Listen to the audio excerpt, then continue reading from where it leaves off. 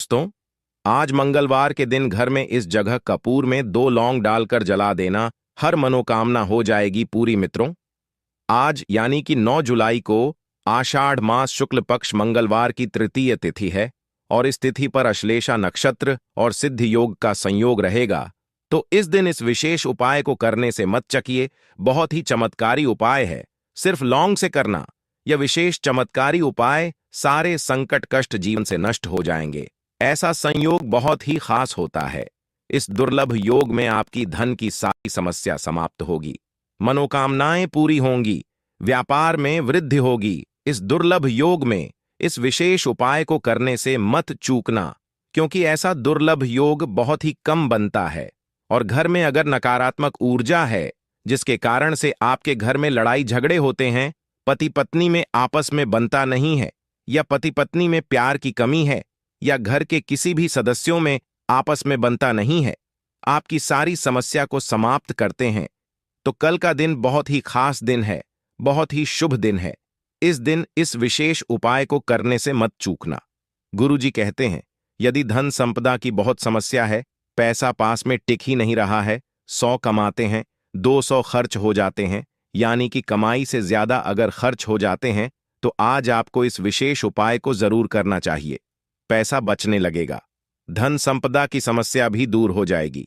गुरुजी यह भी कहते हैं, यदि आपकी कोई इच्छा है, कोई हृदय की बात है, या आपकी कोई अधूरी मनोकामनाएं हैं जिसे परिपूर्ण करना चाहते हैं, जो काफी दिनों से परिपूर्ण ही नहीं हो रही है, बहुत उपाय को कर लिए, बहुत व्रत को रख लिए, फिर भी आपकी मनोकामनाएं पूरी नहीं हो रही हैं मित्रों, तो इस विशेष तिथि पर इस विशेष उपाय को कर लेना। जो चाहोगे वो सब मिलेगा।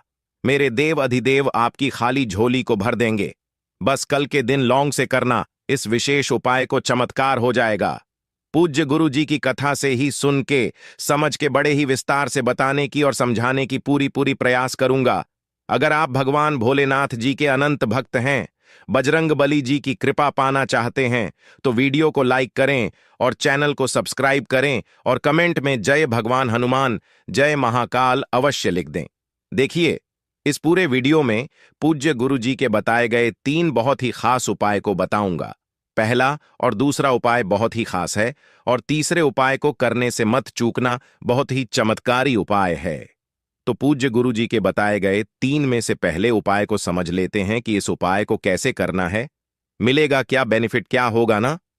तो गुरु जी ने इस उपाय को करने के लिए क्या क्या लेने के लिए बोले हैं। सबसे पहला चीज आपको लेना है 5 लौंग। इन लौंग का बहुत ही महत्व है ना। तो आपको 5 लौंग को ले लेना है जो कि साबुत हो, है ना, साबुत। इसलिए क्योंकि इस लौंग में फूल का होना बहुत ही जरूरी है। देखिए, यह फूल है, इसका होना बहुत ही जरूरी है ना। और आपको लेना है 1 सिक्का।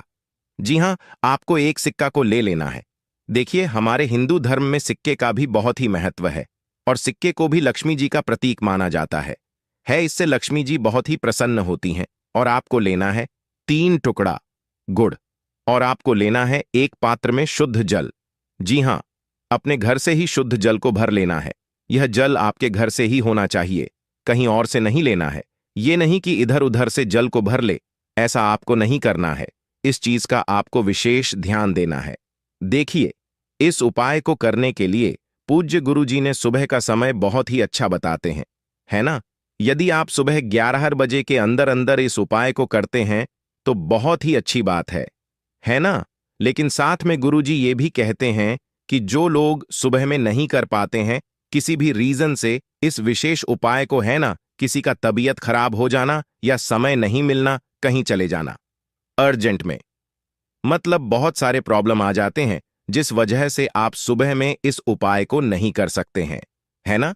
तो इस उपाय को उन लोगों को गुरुजी ने बोले हैं शाम को करने के लिए, है ना। इस उपाय को आप शाम को कर सकते हैं, लेकिन जो लोग शाम को करेंगे उनको प्रदोष काल में करना है।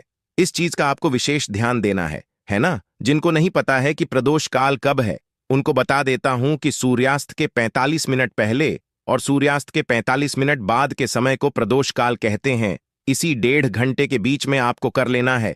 जो लोग शाम को करेंगे उन्हीं को प्रदोष काल में करना है ना। इस चीज का आपको विशेष ध्यान देना है। अब इस उपाय को कहां पर करना है, ध्यान से सुनिए और समझने की कोशिश कीजिएगा। देखिए, भगवान भोलेनाथ जी के मंदिर पर इस विशेष उपाय को करना है। लेकिन मंदिर पर उपाय को करने के बाद आपको अपने घर पर आना है और अपने घर पर एक विशेष चीज को जला देना है। वह क्या चीज है, वह मैं आगे वीडियो में बताऊंगा, तो वीडियो को पूरा जरूर देखिएगा, है ना। अब सभी सामग्री को लेकर चले जाना है भगवान भोलेनाथ जी के मंदिर पर। वहां पर जाने के बाद आपको शिवलिंग के पास उत्तर दिशा की ओर अपना मुख को करके खड़े हो जाना है। उसके बाद ही इस उपाय को करना है। तो कैसे करना है, देखिए, सबसे पहले आपको क्या करना है, इस 5 लौंग को शिवलिंग पर जलाधारी के स्थान पर रखना है। देखिए, यहां पर रखना है अशोक सुंदरी जी के स्थान पर। ये अशोक सुंदरी जी का स्थान है, उन्हीं के बगल में आपको रखना है। इस 5 लौंग को कुछ इस प्रकार से रख देना है, स्क्रीन पर आप देख सकते हैं। और रखते वक्त आपको ओम हनुमते नमः मंत्र स्मरण कर लेना है।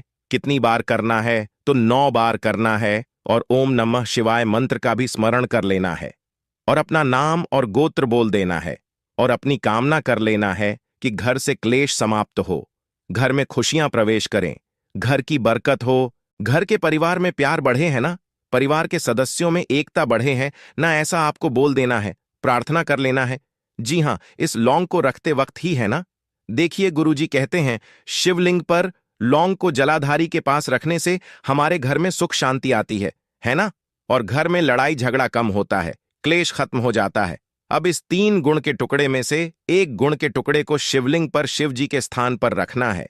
श्री शिवाय नमोस्तु वयम मंत्र का स्मरण करते हुए और अपना नाम और गोत्र बोल देना है और अपनी कामना कर लेना है। जी हां, जो भी आपकी समस्या है, घर में क्लेश है, नकारात्मक ऊर्जा है ना, तो उससे मुक्ति पाने के लिए या वो घर से निकले, ऐसा आपको बोल देना है, प्रार्थना कर लेना है। उसके बाद एक गुड़ के टुकड़े को शिवलिंग पर अशोक सुंदरी जी के स्थान पर रखना है। ओम नमः शिवाय मंत्र का स्मरण करते हुए और धन की समस्या समाप्त हो, गरीबी अमीरी में बदले, ऐसा आपको प्रार्थना कर लेना है। उसके बाद इस एक टुकड़े को क्या करना है, देखिए, हाथ में लेना है और शिवलिंग पर भगवान गणेश जी के स्थान पर छुपाना है और छुआ के बाद ओम गम गणपते नमो नमः मंत्र का स्मरण कर लेना है। उसके बाद इसे इस लोटे की में डाल देना है, अपना नाम और गोत्र बोलकर। अब इस गुड़ को पूरा अच्छी तरीके से मिला लेना है, घोल देना है मित्रों। उसके बाद इस लोटे के जल को क्या करना है, शिवलिंग पर शिवजी के स्थान पर समर्पित करना है। ओम नमः शिवाय श्री शिवाय नमस्तु भयम मंत्र का स्मरण करते हुए, है ना। अब आपको क्या करना है, यहां से जो 5 लौंग को शिवलिंग पर रखी हैं, यहां से इस 5 लौंग में से 3 लौंग को उठाना है। अब इस सिक्के को क्या करना है, हाथ में लेना है और शिवलिंग पर सुज के स्थान पर छुआ है, केवल छुआ है, और अपना नाम और गोत्र बोल देना है। उसके बाद इस सिक्के को और इस 3 लौंग को लेकर चले जाना है अपने घर पर। वहां पर जाने के बाद आपको क्या करना है, इस सिक्के का कपूर खरीद लेना है। यदि 1 का सिक्का है तो आप इसमें और पैसा ऐड करके कपूर खरीद लें। उसके बाद क्या करना है, एक छोटी सी कटोरियां लेना है, या फिर आप एक बड़ा सा भी कटोरिया ले सकते हैं। यदि आप मिट्टी का ले रहे हैं तो और भी अच्छी बात है ना। उसमें क्या करना है, आपको इस लौंग को और इस कपूर को डाल देना है और इस कपूर को जला देना है। जलाने के बाद इसे अपने घर के मध्य भाग में रख देना है, या फिर आप इसे हाथ में लेकर अपने पूरे घर में घूम भी सकती हैं। इससे क्या होगा, आपके घर से नकारात्मक शक्ति जो है वो बाहर निकलेगी, घर के पूरे परिवार में प्यार बढ़ेगा, पति पत्नी में प्यार बढ़ेगा, है ना। जो आपके घर में 2 दिन या 4 दिन पर क्लेश हो जाता था, लड़ाई झगड़े हो जाते थे, वो सब समाप्त हो जाएंगे, है ना। साथ ही आपके घर से यदि काली ऊर्जा निकल जाती है तो माता लक्ष्मी जी भी प्रवेश करने लगती हैं उस घर में, समझ गए। अब दूसरे उपाय को कैसे करना है, देखिए। इस उपाय को करने के लिए आपको सबसे पहला चीज लेना है 3 टुकड़ा गुड़, और आपको लेना है हल्दी, यानी कि 1 चम्मच हल्दी को ले लेना है। और आपको लेना है एक पात्र में जल, उसमें आपको अक्षत को डाल लेना है।